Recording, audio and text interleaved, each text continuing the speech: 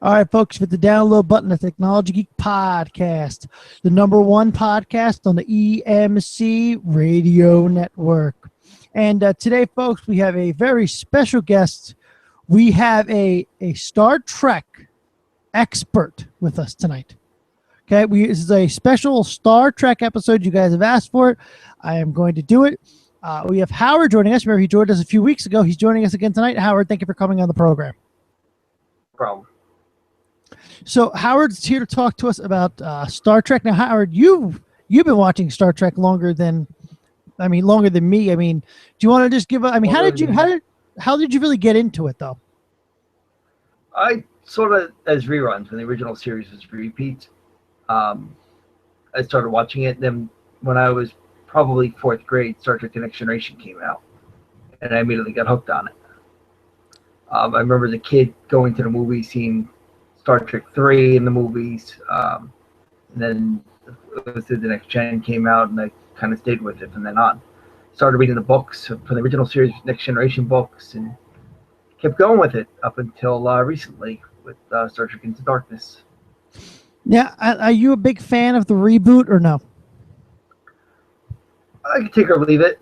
I don't feel that the reboot, although the cast is great, the ship is great, I don't feel that it's Star Trek.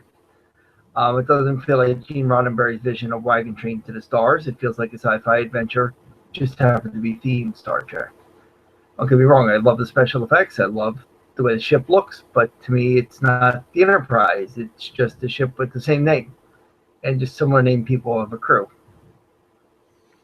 I remember when you and I went to go see the first one originally, you were concerned about if it was actually going to be a reboot or what it was going to be. But I mean, I think they've done a good job with it. But I don't think, when you rewrite history like that, you're always going to have to, like we watched Generations together that one time. It was a passing of the torch. The problem is now you have is Chris Pine better than Shatner? When you rewrite history instead of passing a torch, you're going to have stuff like that. Yes, and Chris Pine is a great actor. I'm sure he'll be great in Wonder Woman. He was great in the Tom Clancy reboot as Jack Ryan. Young Jack Ryan, he was great in, I'm trying to remember the name of the movie, Runaway Train. He's a great actor. Is he Captain Kirk? I can accept him as a young Captain Kirk, but Shatner's always going to be Captain Kirk to me. It's like Nimoy, may he rest in peace, will always be Spock. Zachary Quinto's a bad Spock. He's just not the same person, right? Well, the other thing too, I really think when you look at, because we had heard the backstory of Shatner, but they actually went into they actually showed you like the no-win scenario and stuff like that. We had only heard about it on the original series, if I'm not mistaken. We actually got to actually see it in this movie. Right. In the Wrath of Khan, Christy Alley's character, Lieutenant Savick, approaches William Shatner's Captain Kirk about it. How did you handle the situation? And they say, well, he's the only man to ever win at this no-win scenario. Well, how'd you do this? Well, I rewrote the program so that it was possible to win. And now you got to see what he did. Yeah, I thought that was an interesting twist that we had never seen before. I think JJ did a good job with that. And then I was interested. Now, we had never seen Kirk's, obviously, his origin for his parents or anything like that. So they did take it a little bit different than the original series. Correct. Yeah, we didn't see his parents. By the time the series had begun, we really didn't have any knowledge of his parents. We heard about his brother. If I'm not mistaken, I believe his brother was already dead in the beginning of an episode. He was going to a planet that his brother was at. His brother was killed by a virus or something like that. But we'd never actually seen his brother, where at least I'm not sure if we saw him, but at least we heard him in the reboot movie. Yeah, I remember when we were sitting there when we were sitting at the movie theater for the first one, you explained to me that Kirk was actually the third captain of the Enterprise. He wasn't the original. That's correct. It was Captain April first for a short time, then Captain Pike, who we saw in the episode The Cage, which never actually aired in the original series. That was Paramount's rejected pilot for Star Trek. Then we saw our first actual introduction as a Star Trek fan to Captain Pike was an episode called The Menagerie, where it's a flashback to The Cage. They just happened to end up on the same planet, which is a complicated planet, Telus 4. The only planet that they're never allowed to go to because of the incidents that occurred on that planet.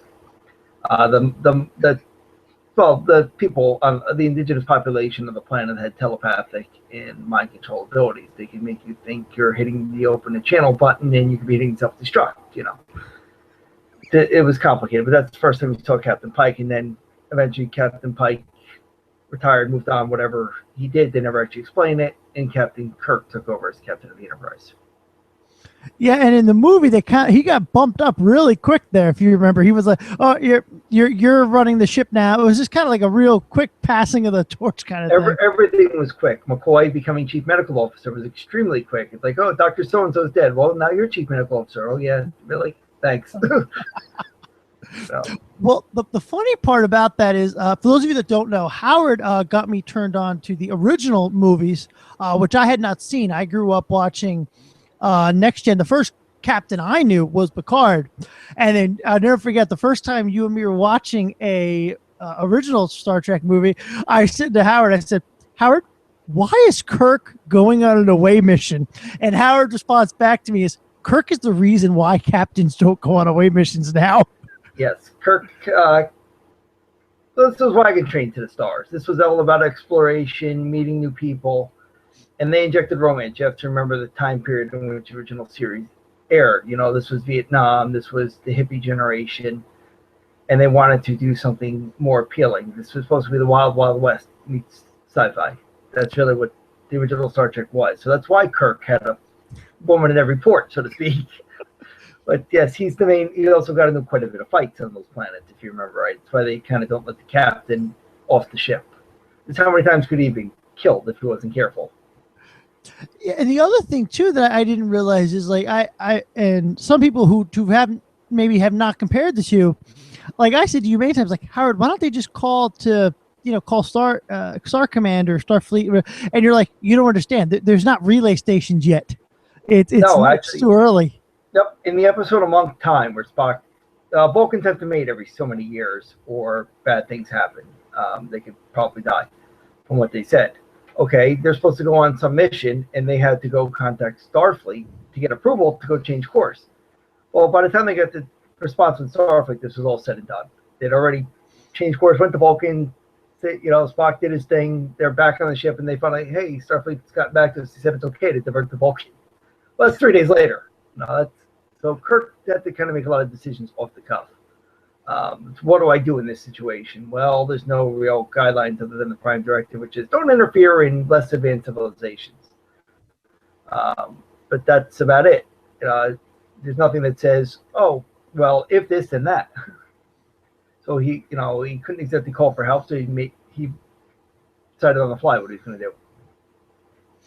Yeah, and the other thing too, I did not realize with the original series is that you were talking about the chair and how all the different stuff. There's different stuff on the chair depending on which captain you see and all that. I never really noticed that. Oh yeah, the captain's chair is a personal item to the captain. There's different chairs that get mentioned actually in Enterprise where they made trying to find the right chair for Archer. Little things.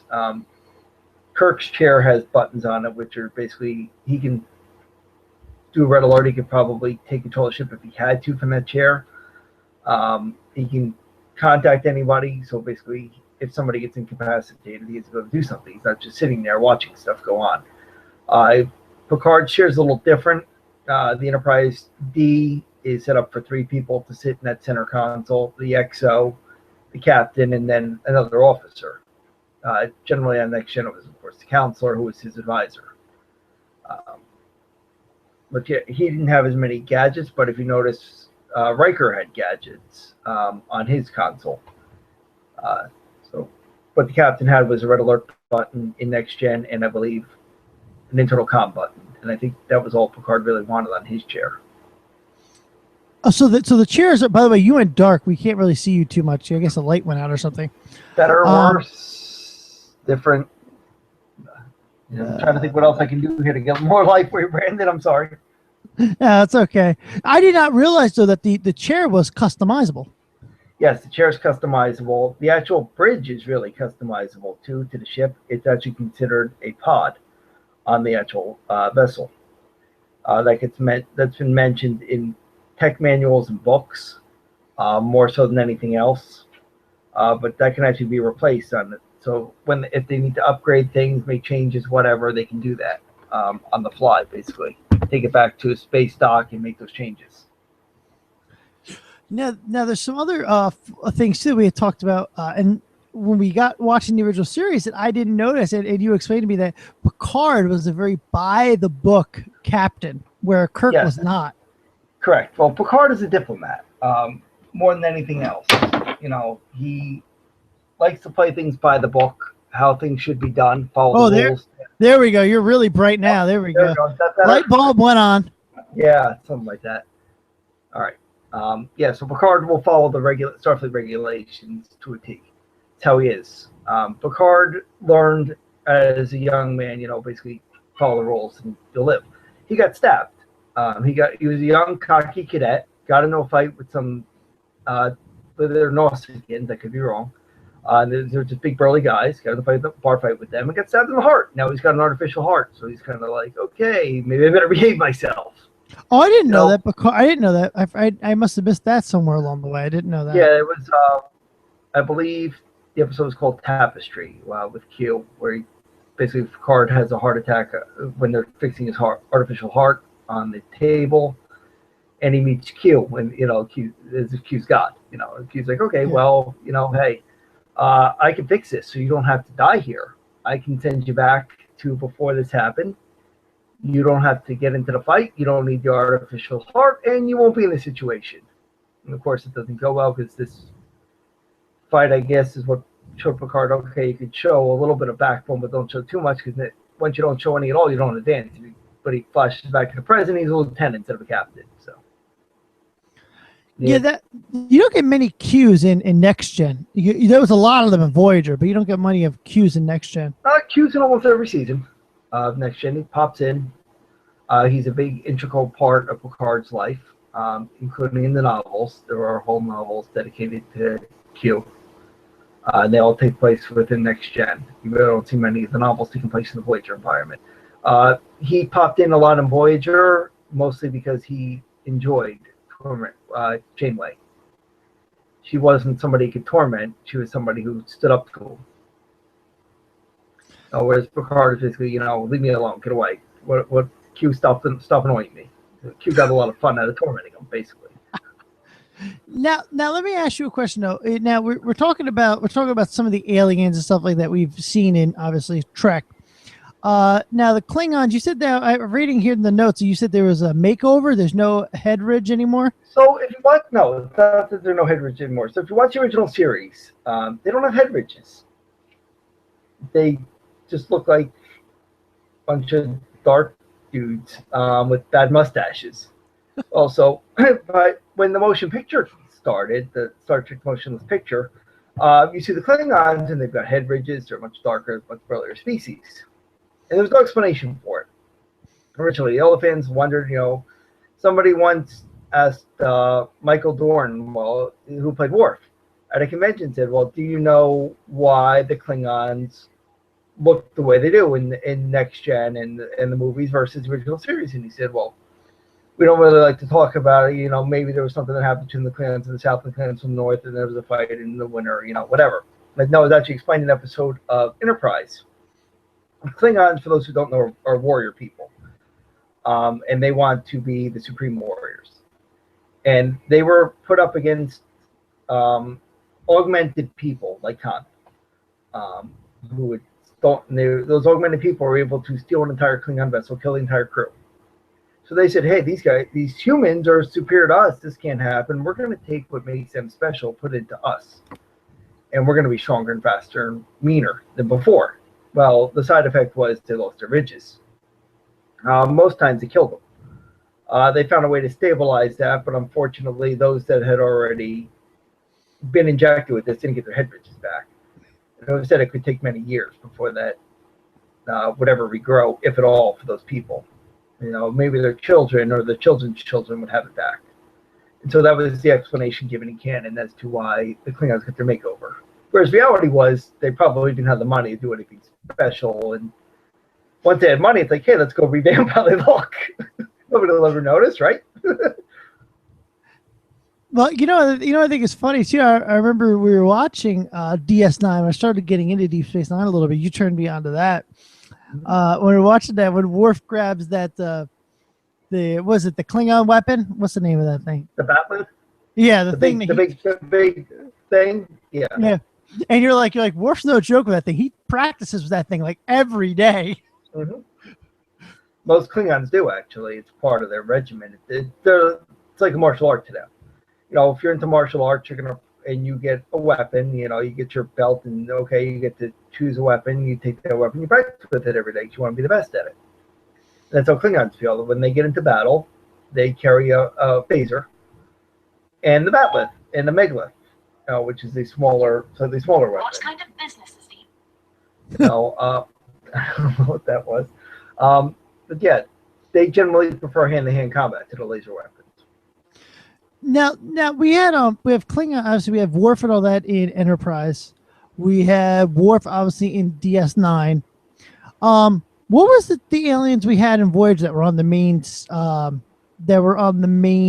main roster? Okay, we had the Vulcan science security officer, Lieutenant Tuvok, who got his introduction in Star Trek Generations, actually. That's right. I'm sorry, not Generations. I'm sorry, Star Trek 6. My fault. He is on Captain Sulu's Excelsior. Then later on in life becomes security officer on Captain Janeway's Voyager. Then we have B'Elanna Torres, who's half human, half Klingon. She marries Tom, right? She marries Tom. She tries to reject her Klingon half. She doesn't want anything to do with it. She'd rather be human. Those are the main species you see that are not human. Right. 709 is a human with Borg implants. She was rescued from the Borg. I'm sorry, you'd see Neelix, who is a Talaxian. He comes from the Delta Quadrant. I don't remember seeing too many Talaxians. And there was Kes, who's an Ocampa. You don't see much out of her. She leaves third season. Yes. Now, see, I was a huge Voyager fan. And every time you and me try to talk about it, you always you realize it's just lost in space, Brandon. It's lost in space. Like you really, that does not seem to be your favorite series. No, because the whole premise is, okay, they're going out to go search for these rebels and bring them back to stand trial. And they get zapped into a whole nother portion of the galaxy, and it's at maximum warp of 75 years to get home. So okay, so basically this is just somewhat lost in space. You veered off course and you ended up somewhere else and you can't get back to Earth. Okay, got it. All it was random alien of the week. Yeah. They travel through the Delta Quadrant. And then we have DS9, which I watched, which they didn't leave the complex for the space station for the first couple seasons. Well, they did and they didn't. They had shuttles on board the station called runabouts. They're just a little bigger than a shuttlecraft. They couldn't go very far with those. I don't know what the maximum speed was, but they really didn't have any massive weapons on those things. They didn't have long distance like Starship would have. They were short-term craft. So to save ratings, they decided to get them a starship and say, okay, we're giving them a battleship because of this species, this other faction called the Dominion, who's on the other side of the wormhole. We're not even nice guys. They're not friendly. They don't like that there's a wormhole here. They don't like that you can come and get a shop there and you're not basically kissing their butt. And you're not joining them. You're doing your own thing. Well, that ain't going to happen. So they need something that was a little beefier than a shuttlecraft to go deal with them. That's where the Defiant came in. Well, DS9 was actually really cool because it was actually a neat concept of, okay, we have this wormhole that's pretty stable and we can use it to go wherever we wanted. I mean, that was kind of a neat thing that we hadn't seen. We were always used to people being on shuttles, which they were. I mean, obviously they had to define some of that, but kind of a neat concept. Okay, there's this wormhole here and we can really take the show really wherever we want because we can go through the wormhole. Yes. Yeah, go through the wormhole, end up in the Gamma Quadrant. Well, now there's a whole new area of space that you can go explore. And it's unwritten history. It's not like the original series or the Next Generation had actually been there. So it's like, okay, here's a clean slate. Let's start, see where it goes. Yeah, and the one thing too about DS9 was you had to watch it in order. It wasn't like you can jump in on Enterprise pretty much anywhere because a lot of the shows stand alone. But DS9, if you jumped in the middle, you were lost. I remember I started watching it on season 7. Like, no, you got to watch it from the beginning. Yeah, DS9 was a saga from beginning to end.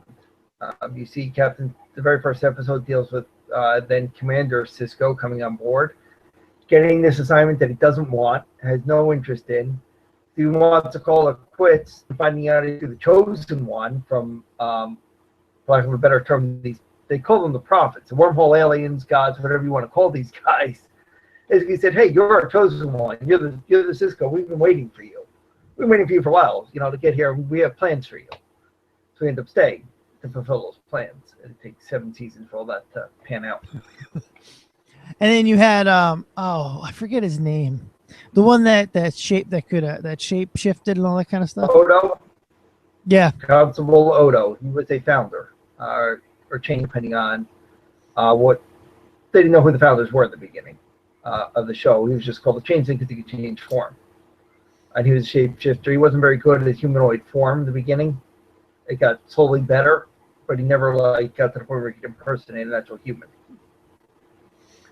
I that's something I knew, but I never. He was a lot of fun. I think he added a little dynamic to the show, the actor as well as the type of character he was. I think he gave the show a good dynamic. Yes, he did. Oh yeah, he's a great actor. He went on to do episodes of Eureka, I believe, and Warehouse 13. Yep. Yeah, there was I really think he added a great dynamic, as well as obviously Picard's right hand man, the robot. I forget his name all the time. Data. That's Data really only was not on Deep Space Nine. No, all. he was on. But I'm saying as far as Enterprise, he really added a dynamic to that show. Next Generation, that Enterprise. Next Gen. Yes. That's what I'm trying to say. Next Generation. Yes. He really added a Yeah, it was fun. He was always fun. I'm going to turn off my feeling sensors now. And Ricard's like, Data, I really envy you. Well, yeah. Let's face it. It wasn't until the Generations movie that Data had emotions. His creator, Dr. Sohn, had created an emotion chip for him. Never got the chance to put it in him. He was going to destroy the chip, and Commander Geordi LaForge stopped him. He said, "Look, Data, I wouldn't do this. Let me hold on to this for when you're ready. This is a gift that I don't want you to just give up." Yeah, and then you had the gentleman with the visor. He was a lot of fun too. That was Geordi. Yeah, Geordi. The blind man who could see, who later got ocular implants, so he didn't need the visor. Well, the visor was a security problem. Well, yeah, the visor was a security problem. Both times the Enterprise got compromised was to the visor.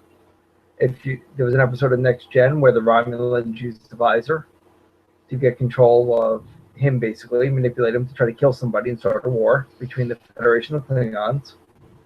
Then later on in Generations, the Klingons hacked the visor. While he was down in main engineering, they saw the weak point in the shields harmonics and knew exactly how to fire a weapon and go right through the shields of the Enterprise. Now let me ask you a question. Did they ever talk about the reason? I mean, obviously we know the security reason why they changed them to the contacts, but was there or implants, whatever you want to call it? But did they ever really get into that? Was it the actors had enough of it, or? I don't know. LeVar has never actually said why. It might have been, let's just do something, make it different by first contact, just for the heck of it. Now when you talk, we're talking about we're jumping back and forth between the TV series and the movies. Now the movies, in Next Gen, the movies kind of added on to the series, did it not? Yes. They all took place after the series. All the movies for all the series, or just that particular one? That particular one. There's references to the Dominion War going on in First Contact. And then in Nemesis, Janeway's back already. The Voyager's back, and he actually speaks Admiral Janeway at this point. He also has references to Voyager as well. I just got a message on Skype saying that you rock. Okay, cool. Jesse, Jesse, if you want to call in for a minute, this is a frequent. Jesse hosted with us last week. Okay. If you want to call in for a minute on Skype, it's Tech Geek 17 on Skype. If you want to call in for a minute, just say hello and give Howard your regards. So now when was the as far as the original series, we had the original movie, and then they turned that into a series, correct? No. The original series had two pilots to it. First was The Cage, which starred Jeffrey Hunter as Captain Pike. That didn't air because Paramount didn't like it. They didn't like that he had a female XO. They didn't like that he had this pointy-eared guy as a science officer, so they just ripped it apart and said, we don't like this. So Roddenberry had to go back to square one, kept Spock, gave up the whole woman XO, but added in interracial things like a black comm officer, black security guards, did other things to try to push the envelope. And that created the original series, which lasted 3 seasons before Paramount pulled the plug on it, much to the chagrin of many protesting fans. And then later on, they decided to bring Star Trek back after the success of, shockingly enough, Star Wars. Star Wars made a ton of money in Paramount. No. Hold on. The Paramount said, hey, don't we have one of these things sitting around somewhere that we had that was similar to this? And that's why they released Star Trek Motion Picture. It's basically because, hey, we can do this too. We have one of these lying around. The original Star Trek was boring as anything. What, the original series, or you're talking that first movie? The first movie was terrible. Yeah, the first movie, the motionless picture, as the fans mostly call it, was the motionless picture. It was Paramount saying we can do this too. That's all that was. They didn't really consult Gene Roddenberry as far as scripting goes. They basically said, well, we want your permission to release Star Trek. We'll get your cast back together. You know, we'll let you do the models, but we want a lot more input in it. You know, it didn't quite end very well. You saw the finished product. After that, Roddenberry has basically moved to executive producer, and they brought in somebody else to run the ship, as they say, by the Wrath of Khan, who took the liberty of watching all 72 original episodes in the animated series. And then Kate said, I got a really great idea. We're going to bring back this guy Khan because you left the unfinished business here. Let's go bring them back, and thus creating one of the best, arguably one of the best movies ever in the Star Trek franchise. Well, I mean, 2, 3, and 4 were amazing. 2, 3, and 4 fit together if you watch them. You know, if you were to actually end it where, you know, they had the Genesis planet, the end of Wrath of Khan, and you fast forward to the first couple seconds of the search for Spock, because it's a flashback to Spock's funeral. You only see that part, then it continues, and then as you voyage home, Star Trek 4 takes place 7 months later. And then I got to tell you, in my opinion, the worst one was 5 out of that series. Yes. Well, that was William Shatner's one and only attempt at creating a movie. Unfortunately, he tried hard. Now, 5 does have a little redemption in non-canon fan literature. There's a book called The Q Continuum that explains exactly who and what that thing is in the center of the galaxy that they encountered. That thing that Kirk said, you know, to me, what does God need with the starship, and why don't you know me? You know, he says he's not a god. He's in prison there, and it says why he's in prison. So it's a little redemption to the movie. Not that there's much that can be done to save that movie, but at least some redemption. Somebody just wrote on Skype to me, if there was a category on Jeopardy for Star Trek, Howard would rock. There's people who know more than I do, but I could probably hold my own. So let's and now six was phenomenal. You loaned me six. Actually, you loaned me all of them. Now that I'm thinking about it. Six. And six was, I thought six was amazing. Now, but let me tell you, you do see though, if you watch the even the second one all the way up to the six, you see Shatner has, and not age. I mean, he's still young, but he's getting. You watch him age over time. Absolutely, and they don't hide that. If you notice, six in the when you first see Shatner and everybody, it's basically, oh, what are we doing here? Well, maybe they're throwing us a retirement party. You know, they make mention that this is going to be their voyage. You know, they're planning on retiring. You know, they've gotten older, and at that point, I would say the actor's probably in his 60s. He's tired. He's had enough of being Captain Kirk for the most part. I mean, did Shatner really have any other major roles? I mean, he was in a couple of TV series. I remember that. Yeah, he was in a couple of TV series. T.J. Hooker, he did, and then he some Lost show. I can't remember. Boston Legal, where he actually did very well. He actually won awards for that. My personal favorite was though in Generations when he's getting up and down, and Scotty's like, "Is there a problem with your chair, Jim?" Yeah. Well, he's not used to being relegated to a chair. I mean, think about it. You've been a captain of a starship for 30 years, basically, and now you're sitting here watching somebody else in a crisis situation. He's not acting the way you would. How would you feel? Well, I mean, yeah, I mean, Kurt pretty much set the standard. Yeah. Oh, yeah. Now, let me ask you a question. Now, Generations, was that before or after Next Gen had aired on television? Next Gen was already done. They had already aired All Good Things. So the Enterprise fly off into the proverbial sunset, and then they went on to the movies. Okay, and then obviously there was... I mean, I thought all the Next Gen movies were... I thought all the Star Trek movies were great, except for a couple here or there. But I thought most of them were really good. Now there's always the theory of every other movie was better kind of thing. Yeah, I mean, The Wrath of Khan better than the motion picture. 3 was a mostly decent movie. It didn't really get good till the end, till after they blew up the Enterprise. Kirk's had to make that hard decision. What do I do here? I got to blow up my ship, to save my friend. 4 had a lot, just was a lesson to humanity about hunting things to extinction. And then also starred what's her name from who went on to do Seventh Heaven. Yep, yes, she was there. Dr. Jillian, drawing a blank now on what her last name was, but yeah, basically as a whale biologist. At least the biggest thing about Star Trek 4 was, as Spock says, to hunt the species to their extinction is illogical. And she goes, whoever said the human race is logical. And look, we just hunted the black rhino to extinction.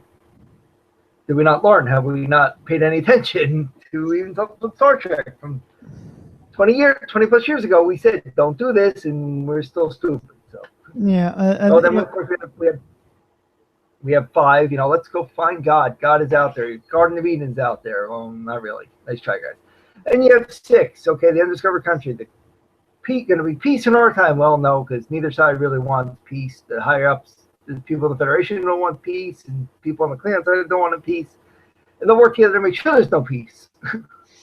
Well, I remember the day I came in. We were working together at the time, and I came in. I said, "Howard, I watched Star Trek. I watched the 5th one last night. I didn't understand. I was so confused." And you're like, "I could try to explain it to you, but just don't forget you even watched it."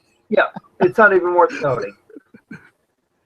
Then you get on to Generations. The old point of Generations just passed the torch. You could have done that in 15 minutes and called it a day. You didn't need this long, drawn-out movie. Nobody cared about the Nexus. Nobody cared that Guinan's in there, whatever, in 2 places at once. Nobody cares about that. Okay, great. You got Kirk and Picard in the same place, finally. After all these years, we wanted to see something like that. You'd have meant nobody would have cared if it was time travel or how, but it's like, so you waste an entire movie for 15 minutes worth of thing that nobody actually gives a shit about. Yeah, then we move on to First Contact. That's where another action movie. All right, you're going to ask a question. I'm sorry I cut you off. No, it's fine. I find with First Contact. Now that was kind of an interesting movie. That's what I was going to bring up. I didn't know where you were going with that. But that was really neat to find out the whole history behind a lot of the stuff. That was kind of neat. It was a little history lesson in that movie. Yeah, you find out basically how the humans developed warp drive, how they met the Vulcans. You even find out about the Borg hierarchy at that point too. You find out it's not just the hive mind. There's actually a queen involved here who's calling the shots. Some superior being among them all. Oh yeah, the First Contact was a very well done movie. It was very well produced. In fact, Enterprise did an alternative reality where they took the actor who played Jeffrey Cochran, all the people reused the same set and had the Vulcans come down, the same Vulcans. And in this case, he shot him and he said, "Okay, so much of the Vulcan invasion force here."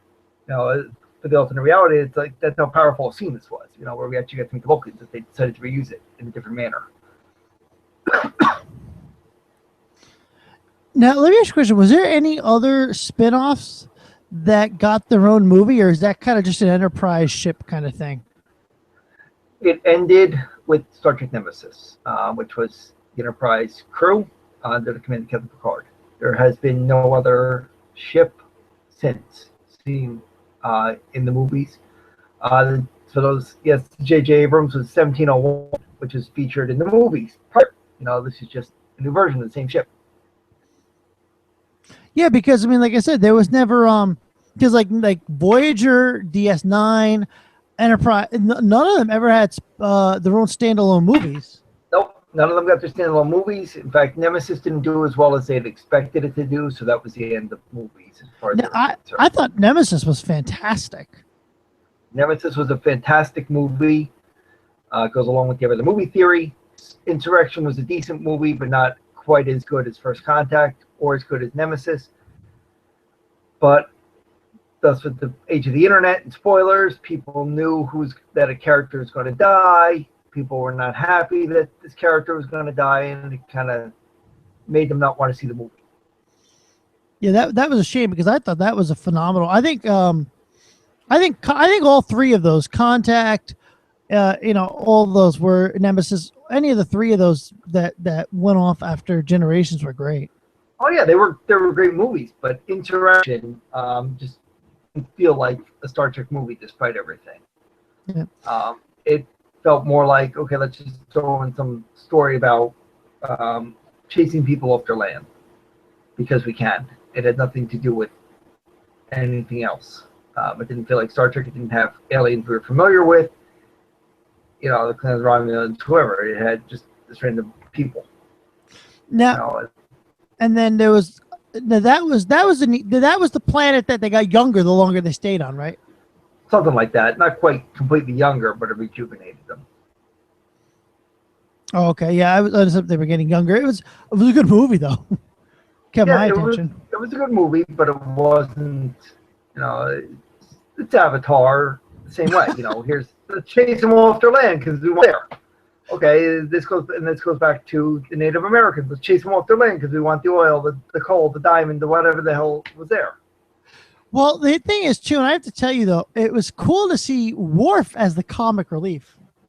Yes, for once, yes, Worf as a comic relief.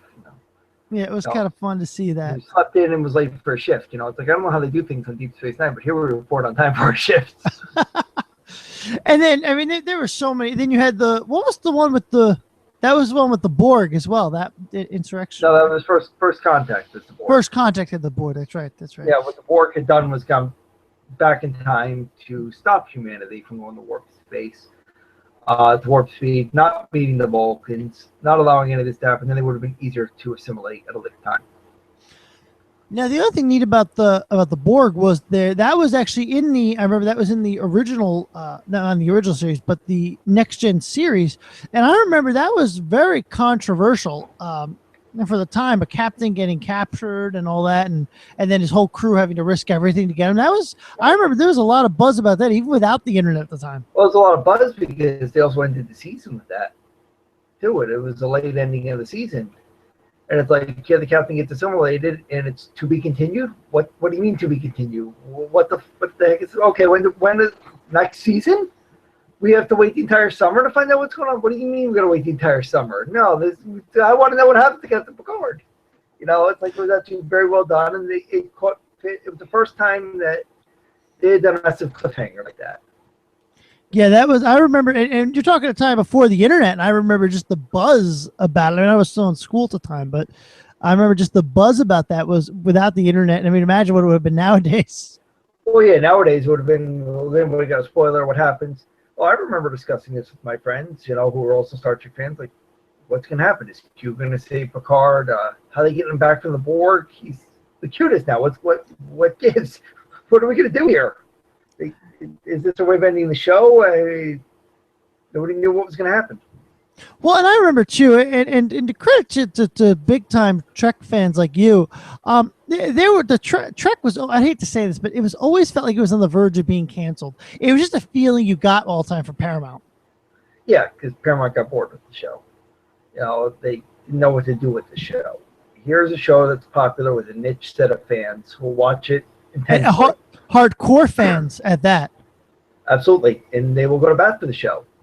Paramount gets bored easily with shows that they don't have any control over. Paramount can't control what happens with Star Trek. They can't just say, we want this to happen and it's going to happen. No, don't you remember what happened with the Motionless Picture? It stunk because you guys took some tight reins. This is not what this is about. We're going to do this. And so they, as powers that be changed, they find new ways to mess with it, like Enterprise. Popular show. What did they do? They kept changing the time slot. And then finally, they moved it to what I like to call the death time slot. Friday night, 8 o'clock. Well, how many people are home Friday night at 8 o'clock and are watching that on TV? So they said, oh, look, ratings dropped too far. We can't keep the show. We're going to have to cancel it. Good night. Well, Sci-Fi does that with a lot of their good shows, too. They put it on, I remember how popular Haven was. And they're like, oh, we're going to stick it on at 7 o'clock on a Thursday night. Like, who's watching popular shows at that? I think networks do that just to kill shows that they have no control over. Yeah, well, if you understand, Sci-Fi is owned by Viacom. Viacom is part of Paramount. Oh, it's the same people. That makes sense then. So let's kill anything we can't control. We're bored with this. Let's kill it. Somebody's asking, and this is actually, and I'm actually curious about this. I never really thought about that. Somebody on Twitter wants to know, how come you don't get the merchandising that Star Trek will get? You don't have video games. You don't have, board games. I know there are board games. I think there are board games. There were video games. Paramount didn't really license much out like Lucas did for Star Wars. But if you go to a Star Trek, if I could carry on for a minute, there's one that you have to remember too. Lucas sells the crap out of Star Trek. Yes, Star Wars. He'll sell anything. Yeah, he'll sell the action figures, which Star Trek did. The ships, the Lego ships. Lego was a big thing. Lego is a big one for Star Wars because you can put guys in the ships. We got Star Trek. The whole starships that hold thousands of people. You're not going to make little 1,000 Lego guys for a ship. So it's got to do with what can they sell to kids? What can they make kids want to buy? There's not much on Star Trek that kids wanted to buy. Yeah, now let me ask you a question. I don't think that when you really look at the demographic of Star Wars versus Star Trek, Trek is aimed at a little bit older audience, I think. Yeah, it's aimed to an audience that can understand what's going on. Not so much all the scientific stuff going on, but just in general the plot. Because it's not flashy lights, phaser, battle. There's plots to it. There's intense plots. You could have whole episodes where there's no action really. It's all plot. So it's geared to an older group of kids. I think I started watching Star Trek around age 6 or 7. So I was a little older and I could understand what was going on a little better. Mm-hmm. Other than Star Wars, no offense to you, but Star Wars is a lot of sword fighting and blasting. Well, again, there's a difference. The word war is in Star Wars. Right. War, you expect that. Trek is more of an I look at Trek more of a show for exploration than I do anything else. The Roddenberry always said is Star Trek is wagon train to the stars. Wagon train was a Western about exploration. He said, I'm taking wagon, I'm changing, upgrading it to the 23rd century, and we're going to be in space. And there you go.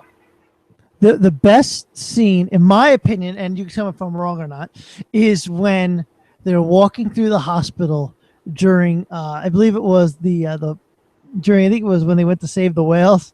He's walking. Oh my god, Jim, he was gonna drill a hole through his head. These people are barbarians. Absolutely. Well, I hate to say it, but have we come much further than what we saw there? You know, Yeah. so drill holes in people's heads, aren't we? Speaking of that scene, how about when he cures the dialysis of the patient? I wish. The woman's in renal failure, basically. It's like, oh, what's wrong with you? Kidney dialysis. What is this? Darker. Here, take 2 of these. Yeah, take 2 of these. You'll be fine. Take 2 of these. You'll be fine. Like, trust me. Okay, fine. Like, as they're running through with Chekhov later, it's like, she's in full remission, full kidney fully functional. How could that be? You know? That's scary. Yeah. That whole hospital scene was hysterical, but the best was when he picks up hey, we're gonna drill holes. Oh my god, these people are barbarians. I mean, yeah. Expansion of the brain. You know, how do you explain? Simple evacuation of this little stuff. My God, man, drilling holes in his head ain't gonna fix it. Yeah, of course not. We haven't come much further. I hate to say it, as a species in medical knowledge, we're still drilling holes in the head. Yeah, but that was the classic scene, though. Yes. And I think that was great too. Is when he even in the, I believe it was I forget what might have been 6, when he's like, I'm over there. I don't even know this guy's anatomy. Well, you're a doctor. It doesn't mean I know everybody's anatomy, Jim. I don't even... Oh yeah, but he's trying to save James O'Rourke. Yeah. Yeah. And it's like, well, you know, when they put him on trial, they say, well, what is your knowledge of the anatomy? I don't know much about it, but blood is blood, and you know, I'm doing my best here. I figure he's got a heart somewhere, and if I impressions, try to save him. You know, I'll do what I know, and maybe I'll get lucky. The best was when he was in the scene with the well. That was great though. I mean, like you said, we haven't come much further. We're still drilling holes in people's head. We still have people with renal failure. Yep. You know, and in start, you know, here, take 2 of these, you'll be fine. You know, that whole thing was a great moment, and I think he was a real a fun character, really, in all the movies. Not obviously not I mean, yeah, he's a major character, but not major when you really think of the role that, you know, Spock or Kirk had. But he was still a fun character. Unfortunately, Dr. McCoy did get top billing in the original series. I think by season 2, DeForest Kelly's name is in that intro. You see in that intro, it's William Shatner, Leonard Nimoy, and DeForest Kelly. You don't see Jimmy Doohan, you don't see George Takei, you don't see Walter Koenig, you don't see Nichelle Nichols. You see those 3. Oh, so he did get top billing then, but I'm not saying he wasn't a big name star. I mean, I'd recognize him from a mile away, but you know, I'm saying it just, you know, in the movies it seems like at times out. Now that's in the 3rd one, even though I mean he was, you know, he played a huge part in that, and in the 6th one he did as well. So, but yeah, he was fun. I liked him. He was a lot of fun. The guy they have playing him now, I have a gripe with. He doesn't, you know, he was always the original actor was a little bit shorter, a little bit stockier. The new guy they have, he's a little too young, a little too spry for me. Well, they make mention of that. He's basically said, you know, they called down there to the sick bay. Oh, Dr. So-and-so, this is the bridge. I need a status report of what's going on. And he answers, oh, Dr. So-and-so's dead. Well, then you're now the chief medical officer. Like, there's nobody else down there. Well, what else? Tell me something I don't already know. He didn't exactly want to be chief medical officer yet. You just got to go throw him in the position. Yeah. Yeah, there was that, but that was a lot of fun. I enjoyed I really enjoyed the doctor character. I always did, and he even paid homage to him. I'm a doctor, not a physicist. Yep, that's great. So speaking of, he was. I enjoyed his character. I always did. Mm-hmm. So let's since we're talking about a Star Trek knowledge. You had told me a funny story when you were in college, I believe it was, about structural integrity fields that I want you to share with everybody because I find it hysterical. No, that's because you asked me a question. You said, "How come when Kirk goes to war, how come he doesn't fly through the view screen?" I said, "Well, Oh, that's right. That's right. That I asked you. I thought it was. I yeah, think it was a question for you. it's called the structural integrity field that keeps the ship stable. It's some kind of energy field that goes around the ship. And I don't know if it's magnetic. I'm not. I haven't memorized the tech manual or anything, but there's an integrity field around the ship that keeps it together. It's what normal keeps artificial gravity working. It's all part of the life support systems in a way. Yeah, because I was curious. I'm like, they go. He's standing, and he goes 0 to Mach 4, and it's like, how come we just didn't go Yeah. flying through the view screen just now? You're right, because it's the way the ship's. It's part of the design of the ship. They have an integrity, structural integrity, artificial gravity, everything, basically keeping it to normal. When you actually think about warp speed, and they actually show it more next gen, they did. So the original, you actually see the ship expand and shrink as it's going, because it's basically moving faster than light. So basically, part of the ship is moving faster than another part of the ship at any given time. So they require something like that to keep the ship together. Now, since we're speaking about the life support system, see that's called it's called a segue here. One of the things I thought was interesting to talk about this Mars mission about the oxygen they're going to have to carry. They're going to have beacons out there with air for them, and they're going to have to stop because obviously Mars is going to be a multi-year mission. When you really think about it, if they had something like Star Trek had life support system that made the air for them, they'd be in a lot better shape going to Mars. Right. Unfortunately, we haven't quite reached that point. I mean, we could do something similar on a sub. We get the oxygen go and all that, but I don't think on a whole planet, it's a whole other animal to keep an entire base alive. I would imagine it's going to take a lot of plants, a lot of fans, a lot of everything to try to get that all working. Well, because I mean what would be on like a nuclear sub times 20, 30 to get per colony? Well, because on a sub, the water's there, and obviously H2O, oxygen, hydrogen make water. But in this case, you have nothing to convert. Well, let's believe there's frozen water in the polar ice caps of Mars. So that if they were to set up shop on Mars, it would probably move toward the polar region. Well, right, but on the trip there, they don't have that. Right. On the trip there, they don't have access to that. No. So that's going to be a very interesting, thing to see. And the other thing too, one of the other things I wanted to bring up is the joke about you never leave a woman at the helm.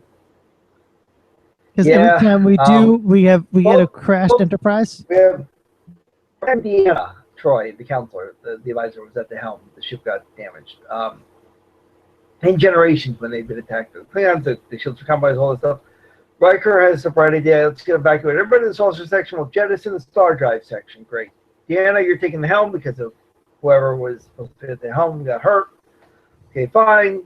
The star drive section blows up, and she can't land the stupid saucer, section. In Nemesis, Picard gets a bright idea of, okay, I'm going to look Shinzon in the eye. Let's go look him right in the eye. I'm going to take my ship right to him. And he tells Deanna to drive the ship into Shinzon's vessel. So of course she crashes the damn ship again. Yeah, she's had issues with driving. I think the best one though came to driving was in Voyager when Tom had to go to driving school. That was a great episode. Yes. He had to go to driving school because he went too fast or did some illegal maneuver in some part of space. Yep. Yeah, that was a classic Voyager episode right there.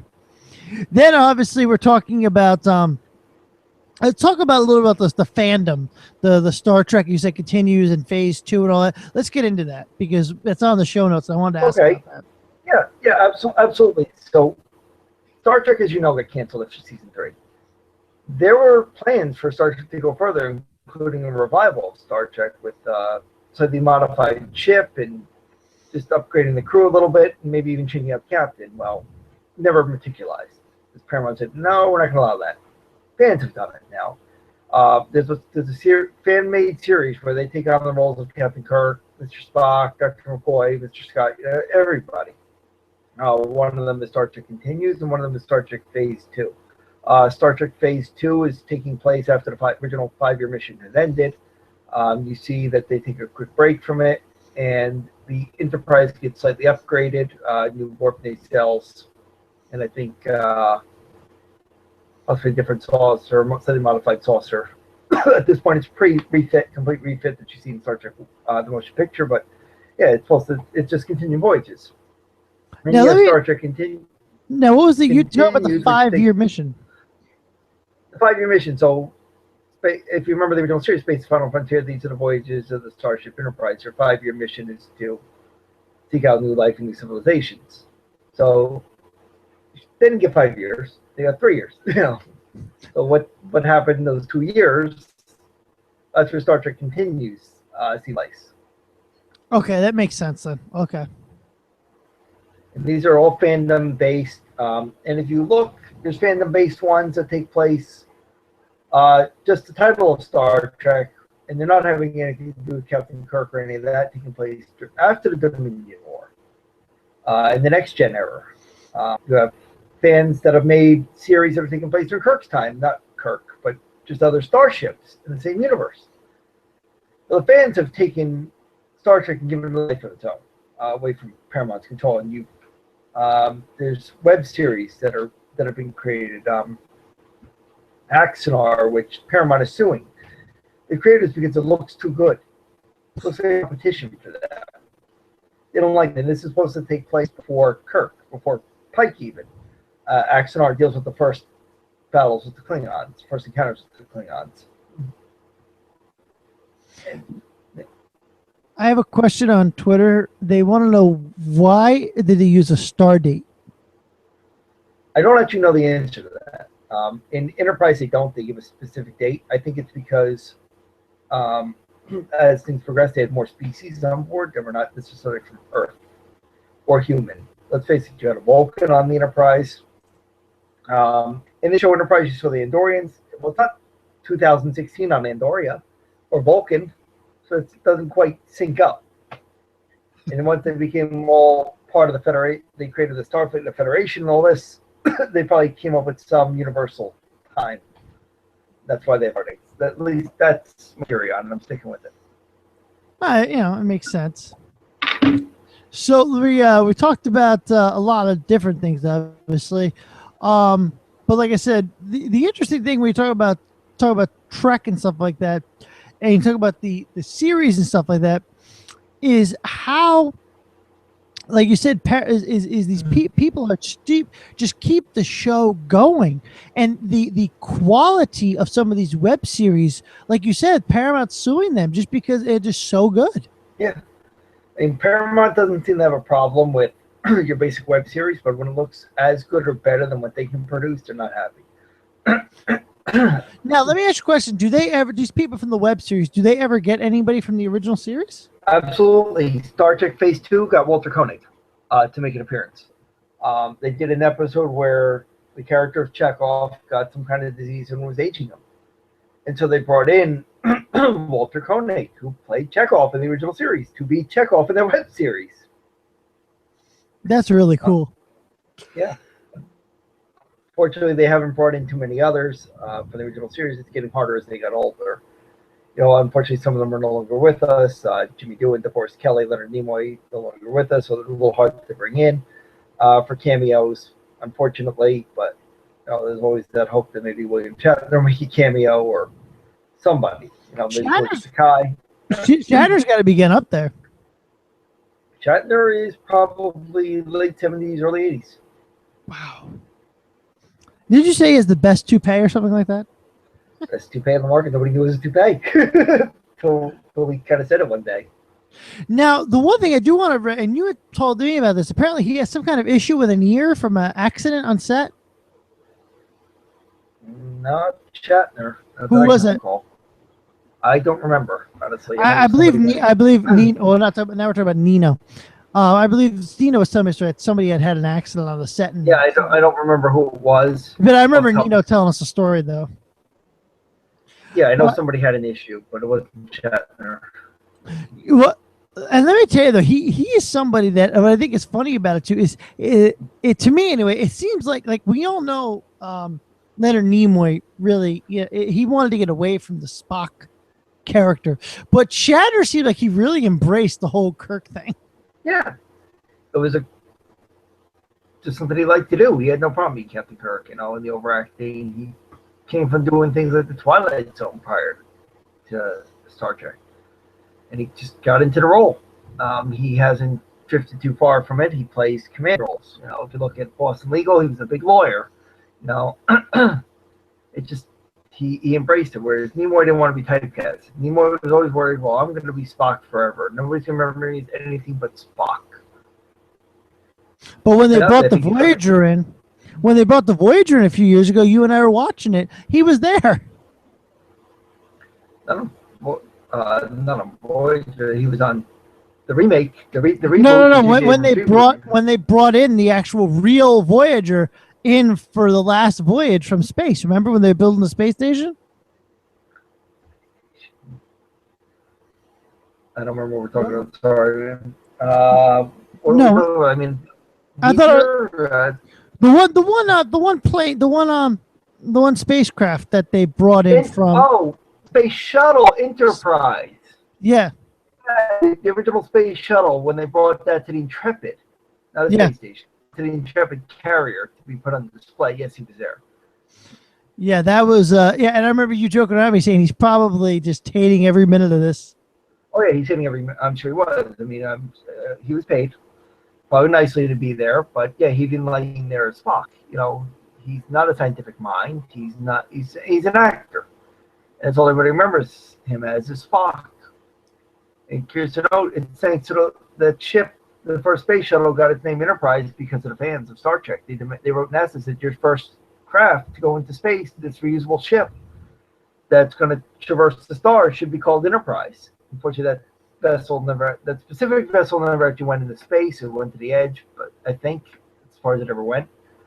But that's on the Intrepid now. It's the first space shuttle ever built. Yeah, that was kind of fun. Yep.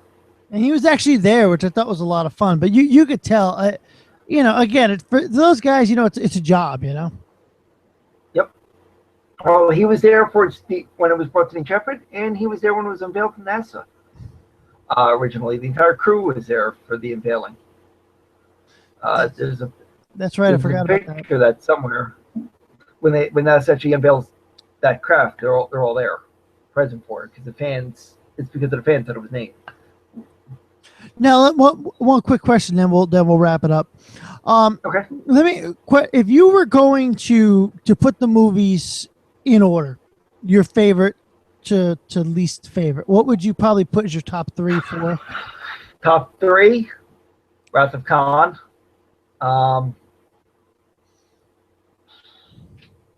Undiscovered Country, First Contact. Least favorite three. Least favorite two. I'll give you a Motionless Picture and Final Frontier. Star Trek V. I mean, let's face it, Motionless Picture was boring. It was all about let's show off that we can do all these crazy special effects. All that really was. Then let's go find God. And even the outfits in the first one were really off. They looked like pajamas. I was just gonna say that they looked like pajamas. It was just really weird. So, Well, Howard, I want to thank you first of all for coming on the program tonight and giving us all an education in Star Trek. And like I said, I want to thank you very much. I appreciate it. You're welcome. No problem, Brandon. You have a good evening. You too. All right, bye-bye. bye.